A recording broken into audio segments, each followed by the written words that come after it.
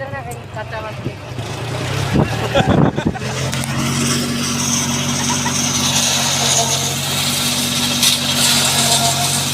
ਇਹ ਬਹੁਤ ਖਾਸ ਬੜਾ ਵੈਜ ਬਣ ਰਿਹਾ